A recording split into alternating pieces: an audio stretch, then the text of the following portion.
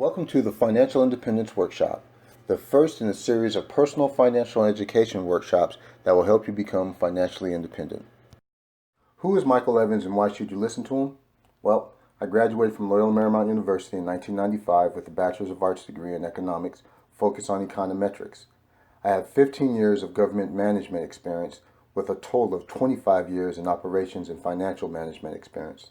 My last government job, I was the Chief Financial Officer for Santa Barbara County's Mental Health Department, where I managed a $100 million budget. I was an active real estate investor from 1997 to 2005.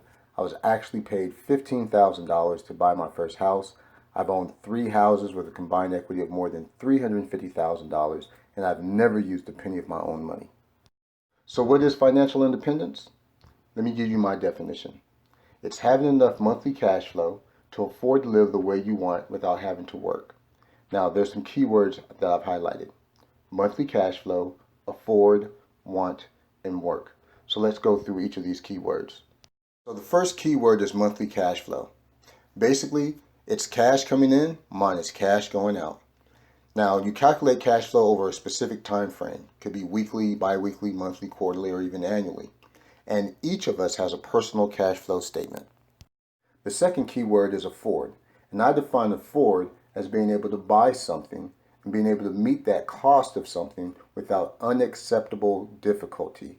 Key phrase, unacceptable difficulty. Next is want, which is your desires beyond your needs, because every human being has a set of basic needs that need to be met in order to survive. But you have to be careful because you have to ask yourself, when do your wants become excessive and turn into greed? And the last keyword is work. Work is simply time and energy expended in order to receive a reward. Now, most of us work 40 hours or more per week, which is time and energy, in order to get a paycheck, which is our reward. But there's other types of work, such as when an athlete trains, expends time and energy in order to win at whatever they're competing, their reward. So let's talk about how you use the financial independence equation in order to calculate your financial independence number. And there's 3 parts of the equation. The first is the expense budget, which is based on your wants. Next is the cash flow return on investment, which is in line with your risk tolerance. And the last is income producing assets. And we'll go over each one of these parts. So here's the equation. Take your income producing assets multiplied by your cash flow return on investment equals your annual cash flow. Now, your annual cash flow has to be greater than your annual expense budget. Here's an example. If your income producing assets equal $1 million and your cash flow return on investment is 10%, $1 million times 10% equals $100,000 in cash flow per year. And if your annual expense budget is $75,000, then you generate enough cash flow to cover your expense budget. Now let's go into detail on each part of the financial independence equation. We'll start with the expense budget. It's the most important part of the equation because we control 100% of our expenses. We control how we spend money. Your income is not guaranteed. You can work for somebody else and they can lay you off, reduce your hours, or reduce your wage. And if you work for yourself, your sales may not come in at the volume that you expected them to. We always have the ability to decide how we spend money. And for this equation, your expense budget should be based on how you want to live, and it should be an annual amount. Next is your cash flow return on investment, what I call CROI. It's based on your risk tolerance. Your risk tolerance is how willing are you to risk losing all of your income producing assets that you've accumulated. I want you to rate that risk tolerance on a scale of 1 to 100, 1 being that you have 0 tolerance to lose any of your income producing assets, to where 100 is that you're willing to risk all of your income producing assets in order to make more money. Next, I want you to take that number and divide it by 5. So for example, if your risk tolerance is 50, where you're right in the middle, you take 50 divided by 5, and now your CROI, your cash flow return on investment, is 10%. The last thing is to calculate your income producing assets. And it's basically your expense budget divided by your CROI. So in this example, where we said our expense budget was $75,000 and we said that our CROI was 10%, we take 75,000 divided by 10% equals $750,000. That is your financial independence number. So now that you know what your destination is, the question is, how are you going to get there? You achieve your financial independence number by developing an asset accumulation plan or an app. Now, there are three parts of the asset accumulation plan. The first is investment. It's the annual amount that you consistently put toward this goal. The second is time, which is the number of years that you consistently put money towards this goal. And the third is your AROI, or your annual return on investment, which is how much you receive over the years on the money that you consistently put towards this goal. See a theme in the word consistently? Now let's go into more detail on each of these parts. So let's start with investment. We assume that you will invest the same amount at the beginning of each year. Technically, you don't have to do it at the beginning of each year. All you have to do is be consistent and invest at least the same amount each year. Next is time. And as human beings, it's the most valuable resource that we have. You can't get it back, you can't make more of it, and you don't know when it's going to expire. It's also the standard by which money is valued. I can also guarantee you this. Once you become financially independent, you will extend your life.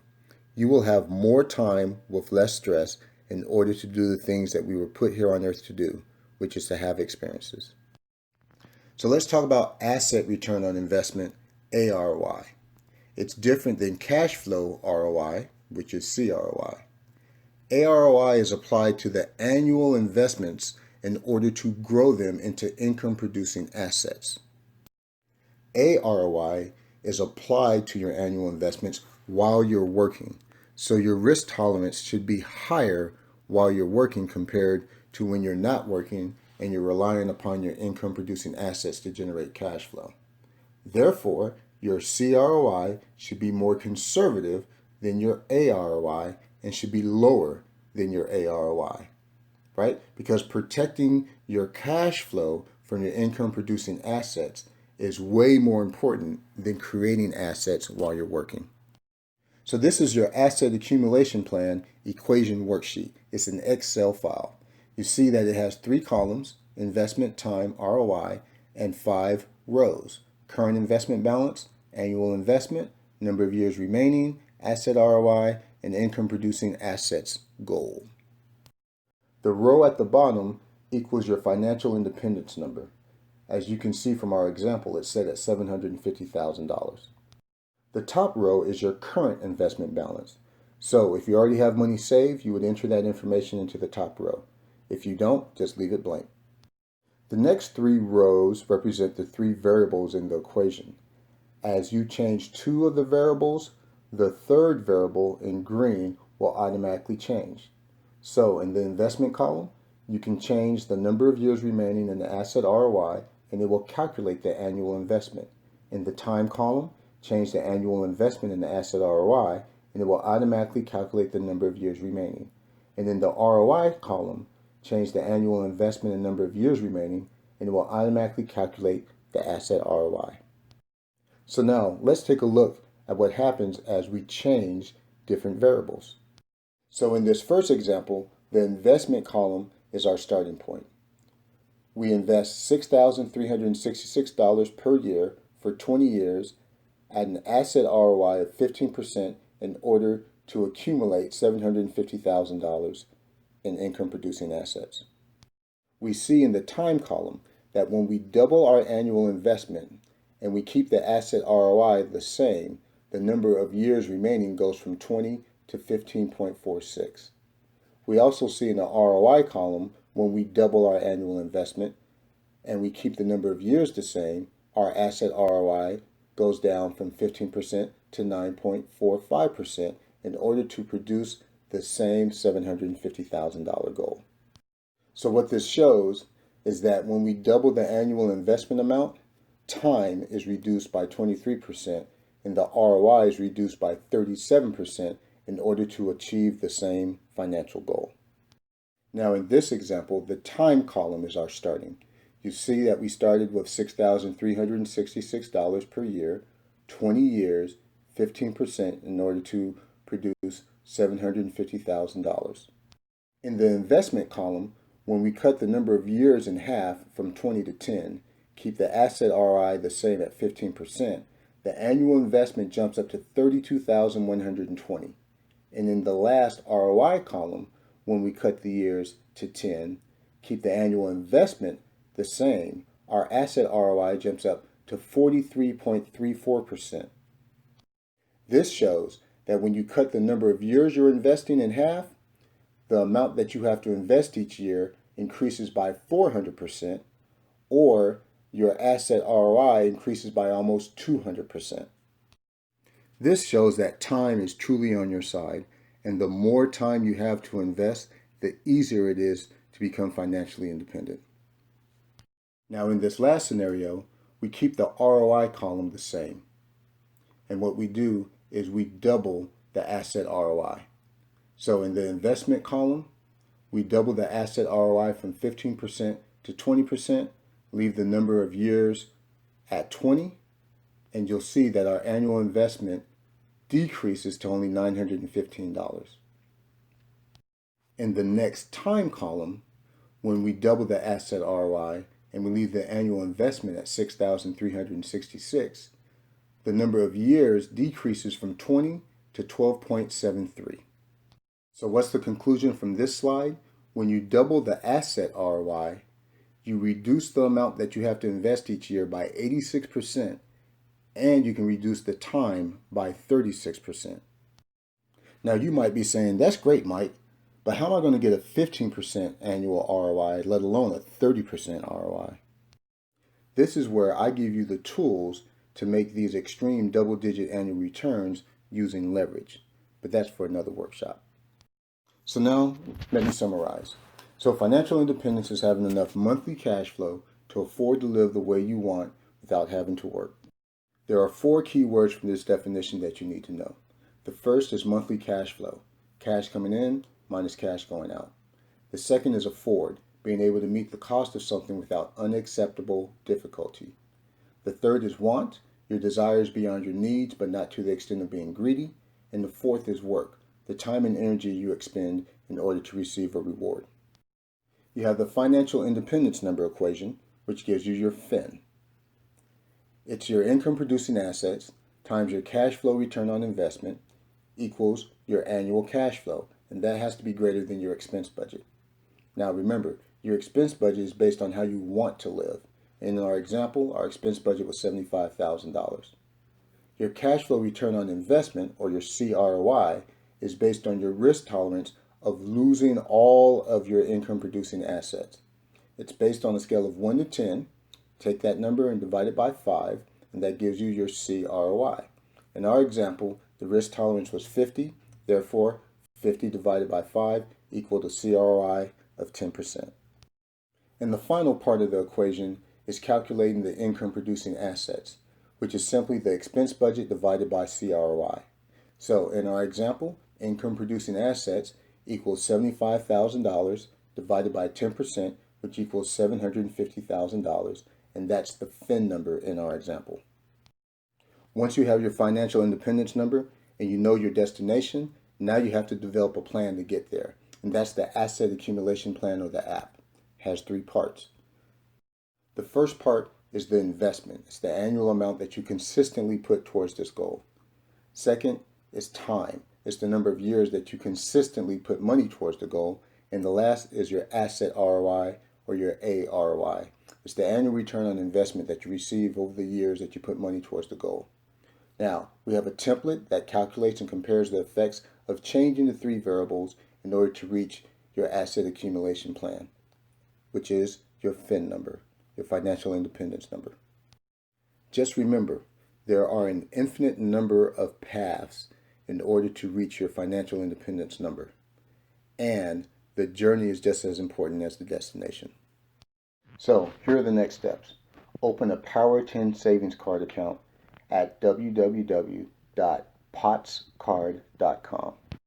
With as little as $10 to open up the account, you're immediately going to start earning 10% interest per year credited to your account daily, and you're going to earn 10% back on everything that you do with the card. After that, feel free to schedule a free, no obligation financial condition assessment where I will personally produce your 3 financial statements that every individual has: your cash flow statement, your balance sheet, and your income statement. This will then be the starting point for you to develop a plan in order to reach your financial independence number. Now, this ends the first part of the financial independence workshop. You may want to take a 5 or 10-minute break before we jump into the second part, developing self-discipline. Because I can help you develop the best plan in the world, but if you don't have the self-discipline to stick to it, you've wasted your time and energy. Now on to the next part of the workshop, developing self-discipline. So let's start with, what is self-discipline? I define self-discipline as training and control of oneself and one's conduct, usually for personal improvement. So let's start with talking about the keys to developing self-discipline. I've identified 4 of them. 1, develop your goals. Then identify your daily habits. Have a good support system, and turn your habits into rituals. What are your goals, and how do you turn your goals into objectives? You can have different types of goals, such as financial goals, health and fitness goals, or personal goals. Goals are lofty and tend to be non-specific, whereas objectives are measurable and have a deadline. What I recommend is that you set annual goals with monthly or quarterly objectives. Once you have your objectives, then you need to create daily habits. You have to ask yourself, what habits are you going to practice daily in order to meet your goals and objectives? So, if you have a financial goal, you'll have a financial objective and financial habits. Same go with health or with personal. So, how do you practice good daily habits? It starts with having a good support system. Now, what's a support system? It's people and activities in an environment that help you with your daily habits. It starts with choosing the right crowd. Now, do you hang out at the bar if you want to stop drinking? No. You surround yourself with people who practice the same type of habits. So if your habit is to exercise, you may hang out with people who exercise or go to the gym. Now, when it comes to a good support system, I can't emphasize how important it is to be around the right people. The right people supporting each other in the right environment will change lives. And the people around you are your biggest influence. They influence what you think, what you believe, what you do, even what you say. Hang around with positive people and you tend to be positive. Hang around with negative people and you tend to be negative. Once you establish your habits, you want to turn them into rituals. Like the saying goes, practice makes perfect. You want to practice your habits in order for them to become second nature. Now, this doesn't happen overnight, and no one's saying that it's going to be easy. I recommend that you develop a daily schedule and you join a support group.